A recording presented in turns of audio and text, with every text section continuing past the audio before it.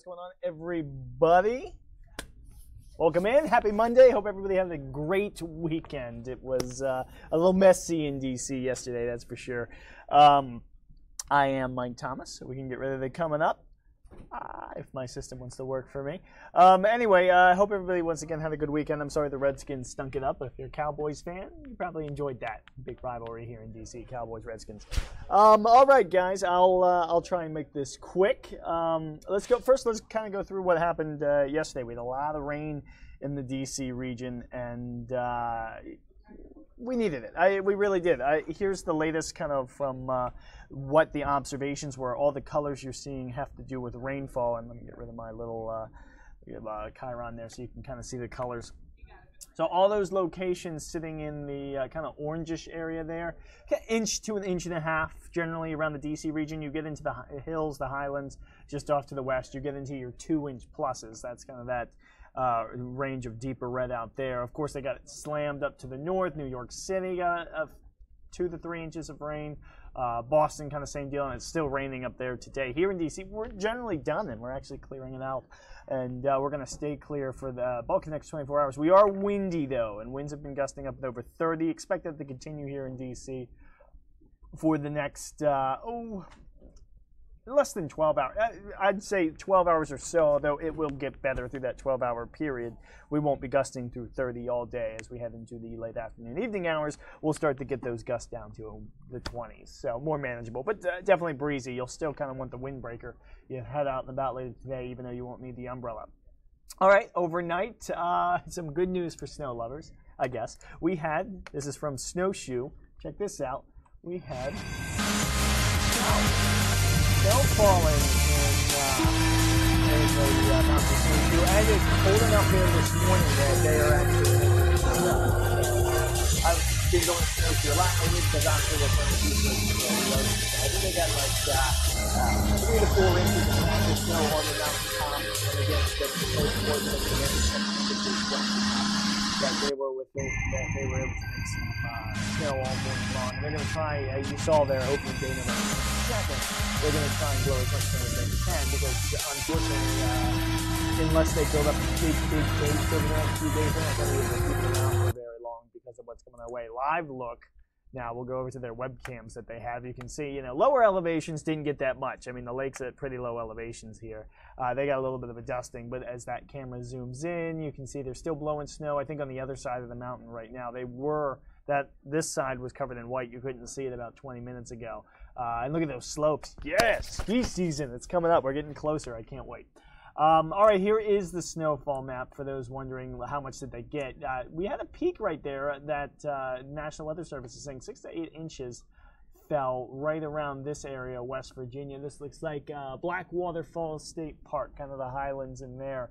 And then up in Garrett County, Maryland this morning, we took some traffic cams right along the Route 219 there. They got a total of 4 inches or so.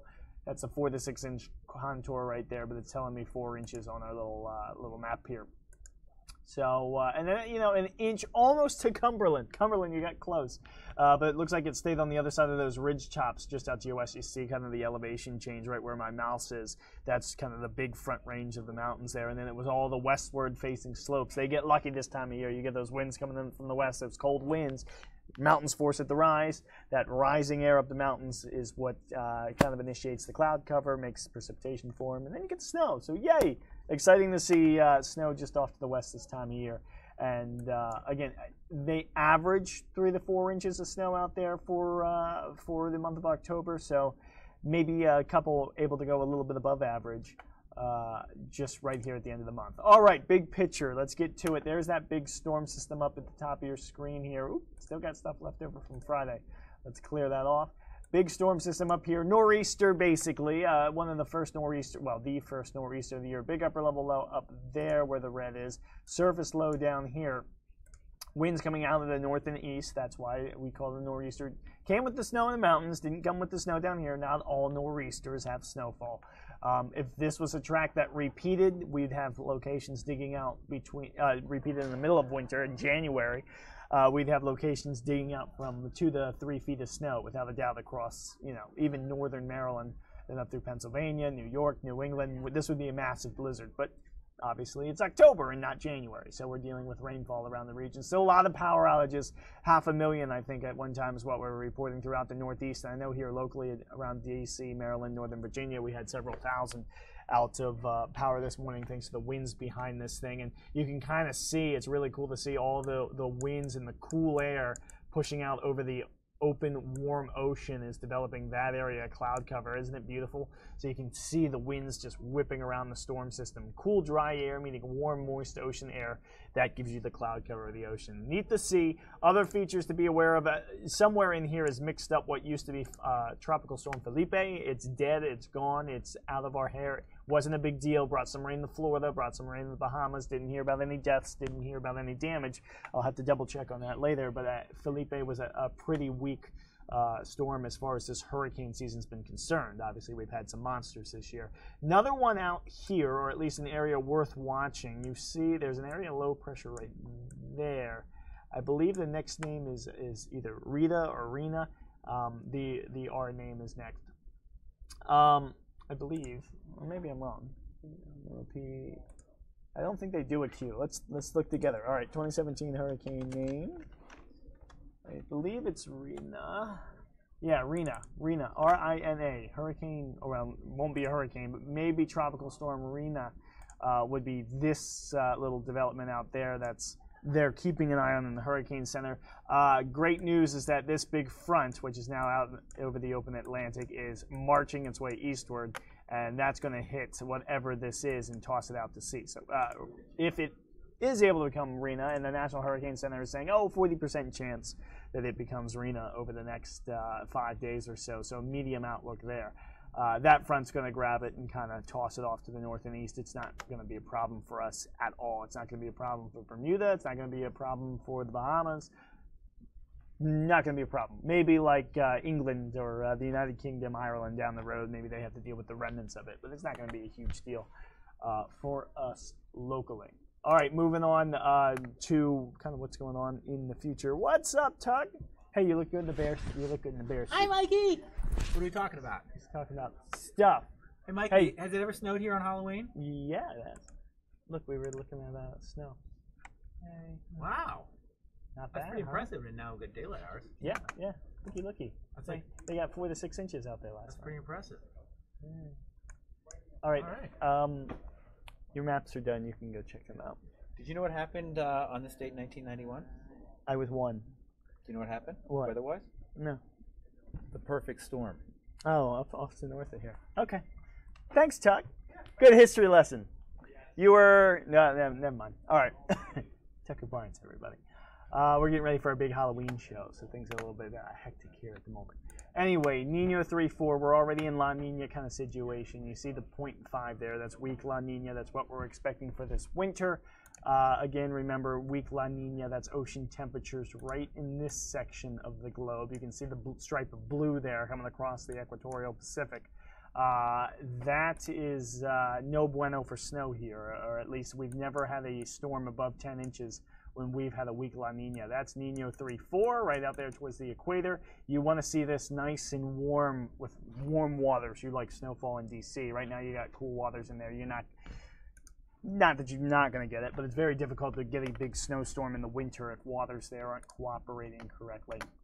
Let's do the pattern real quick just so you can see what's happening in the days ahead. This was, we've gone back a little bit. This was Friday. We got to push it out. Let's get to 0 hour. So this is today, a nice big trough across the eastern half of the country. This is what's bringing in the cool air. And good spot. That's a nice Alaskan ridge right here. This is a pattern you want to see if you want a lot of cold air coming down. And just like we saw a nice storm come up the coastline, perfect weather, or nearly perfect pattern for a blizzard. You had a little Greenland block going up there too.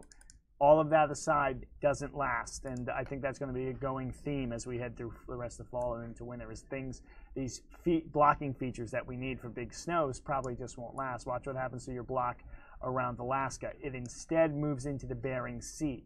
Bering Sea is not an awful position to get cold air in D.C., but it tends to be more transient. It comes and it goes pretty quickly. So if you get the ridge blocking up into this location, you're really kind of pulling the cooler air down through the center of the country, which is typical of the La Nina. And then here in the Northeast, it's as just mentioned, kind of come and go. And out ahead of it, you know, it's here right now. The cold air is coming as we speak, and then it's going to go later on this week. And all that orange and all that red you see here in the eastern half of the country, we got a nice warm up coming second half of the week. May not be the nicest weather, but it looks like we got temperatures getting up into the 70s by the time we get to Thursday and Friday around here in D.C. Just another look at it. These are 2-meter temperature anomalies. Watch your wave of cold coming in over the next few days. We get out into Wednesday. We start Wednesday chilly, but by Wednesday afternoon, we're warming up a bit. We'll have some cloud issues to deal with, but warm front comes through, and look at Thursday. Look at that warmth. Thursday, Friday, temperature well above normal. You see all the cold kind of trapped up here in Canada, trapped up here in the British Columbia area. That's kind of where it needs to be for this time of year, because what you want to do is build a lot of cold up here over snowpack, and then you get a nice ridge poking up into Alaska, and that sends it southward. However, as you'll see as we kind of move forward here, those waves of cold that come tend to kind of punch more this way, and we kind of get the southern edge of it here. Let me kind of forward things out a little bit farther here. There we go. Watch the next kind of wave comes in. See how, you know, the deep purples kind of fade off to the north there, and we kind of get the leftovers for a few days, and then right behind it we kind of warm up. Maybe a bigger push later on. This is the GFS, so I don't necessarily believe it this far out. This is the 12th of November. But even so, even if it was a little bit of a stronger push towards the middle of November, look right behind it, it's starting to warm things right back up again, and we're rebuilding cold air masses up through the northwest again, and maybe that's going to be a bigger wave late November. We'll see. We have to watch it. Long-term models don't really like any sort of sustained cold. Weather-wise, over the next few days, let's do the American model. Nice, sunny, bright, high pressure right on top of us tomorrow. We'll be on the cooler side of things, but we'll lose the breeze. So good news there for Halloween. Trick-or-treaters, you'll be chilly. In fact, let me take this opportunity and do a trick-or-treat forecast for you. Here's what models are saying is going to look like trick-or-treat time here in Washington. Hopefully my mic's picking this up all right, by the way. Trick-or-treat time here in Washington. So like 4 o'clock, kids getting home from school, 59 degrees, not bad. Check it out as we head towards the evening. Maybe 6 o'clock. I don't know what time trick-or-treat time starts. Maybe 6:30. It looks like we're dropping down into the mid-50s here in Washington. Remember, suburbs always drop faster than the city. So if you're watching from Gaithersburg, Montgomery County, Loudoun County, Fairfax County, you know, if you're out in the burbs, your temperatures are probably in the lower 50s by then. And as sun sets, you'll probably quickly drop into the upper 40s. So it's certainly a jacket weather type of deal. Winds are typical, 5 to 10 miles an hour. That's not awful, but there'll be a little bit of a nippy wind chill feeling out there if you get a gust up to 15 miles an hour or something like that. You could definitely feel it. So jacket weather recommended as you head out trick-or-treating tomorrow. By 7 o'clock, 52 in the city. By 8 o'clock, 51. And I don't know if there's any late-night trick-or-treaters that go out like 9 o'clock. I won't be answering my door. I got to be here 2 a.m. or 3 a.m. On the following morning. But if you're out late, temperatures even in the city dropping into the 40s. So suburbs much cooler than that. So chilly kind of Halloween evening. But the good news is, again, we expect it to be dry. We think that the kiddos are going to get off just fine. And they'll be good to go for getting lots of candy on Halloween. Just dress a little warm. Maybe jacket under the costume this year. All right, moving on. Here is Wednesday, Thursday. That's what the day the warm front comes through. Maybe an isolated shower around Wednesday afternoon as that warm front sticks on through, but nothing heavy like we saw on Sunday. Big storm. I noticed we talk a lot about that storm track. Notice the storm track once again taking that area low pressure off to the north. Typical La Nina storm track there. These southern tier storms, and this weekend's only kind of existed because of Philippe. It helped add a little extra spin to the atmosphere down south along the front, and that helped move things up. Zoomed in too far there. All right, moving forward as we head into the weekend. Saturday's probably going to be all right, but we'll cloud it up. High pressure is not in the best spot. It's sitting right out here to our almost directly to our east. You're going to get a nice onshore flow there. You'll probably be on the cloudier side of things Saturday. May have to watch out for some drizzle around the region Saturday night, and especially on Sunday. There's Sunday as we're in kind of between ridges of high pressure. Another storm system passes north during the early part of next week, ushering in a brief cool down as we head into Wednesday, and then that's gone as next week, and then that's gone as well, and that's kind of out of our hair. Mentioned long-term guidance doesn't like it. Doesn't like any big cool downs. I know this is a little small on everybody's screen. Let me see if I can zoom in here. This is Northern Hemisphere looking straight down. 500 millibar heights for the weather nerds out there. But just know this is upper levels. We're looking for, if you're under the blue, you're cool. If you're under the yellows and oranges, you tend to be warm. Big ridge of high pressure, again, favoring the Bering Sea kind of Aleutian region as we head through the next couple weeks. This is now mid-November to late November. As long as this feature stays here, it's going to be hard for us to get these blues down across the eastern half of the country in a more sustained. Your cold's going to stay in the Rocky Mountain Northwest. They're going to get all the cool air masses in Seattle and Portland. You'll have storms coming up there. They'll get a lot of rain here over the next several weeks as we head through November. And even, let me go as far as it goes. This is week 5. We're now into December 1st to the 7th, so first week of December. Pattern not changing a whole lot on the models. Now, they're not the most accurate things in the world this far out, but we do look at them for hints. And as long as, again, you get above normal heights here, and you're keeping a little, sort of like the polar vortex going up over Greenland.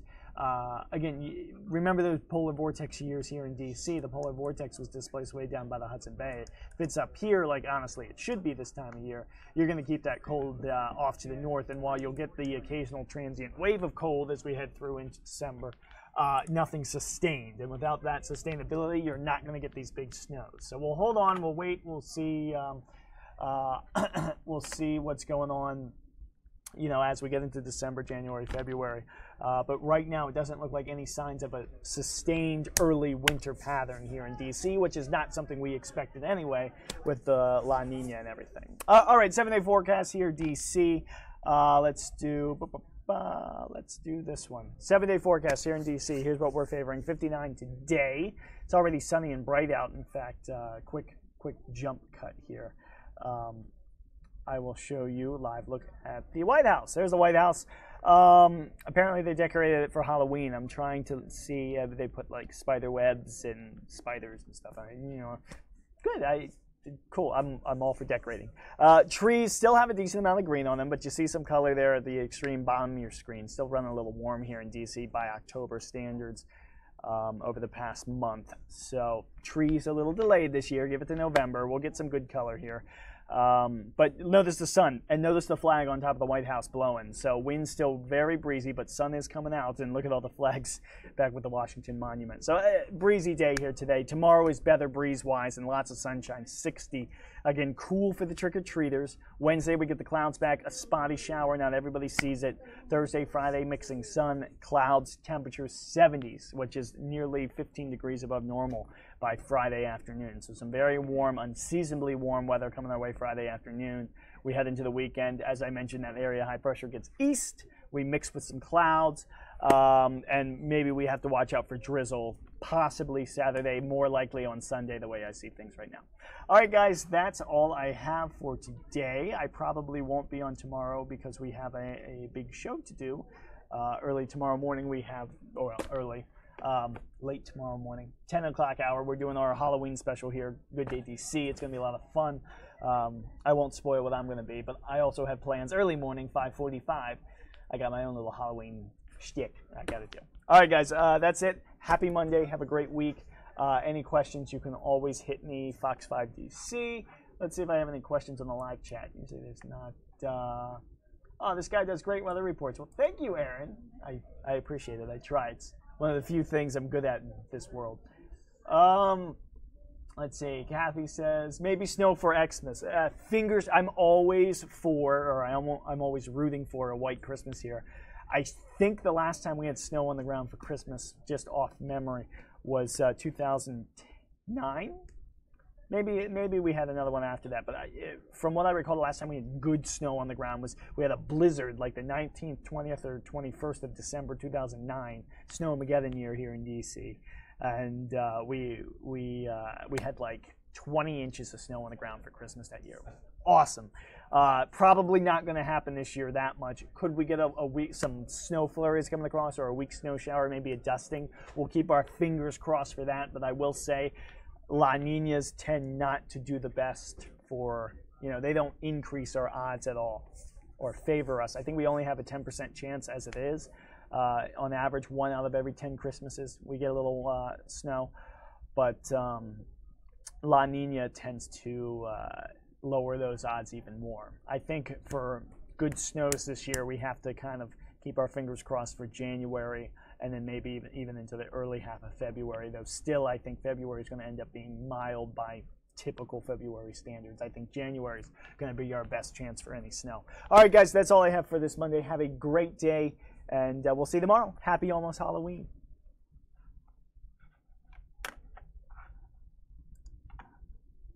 Bye, guys.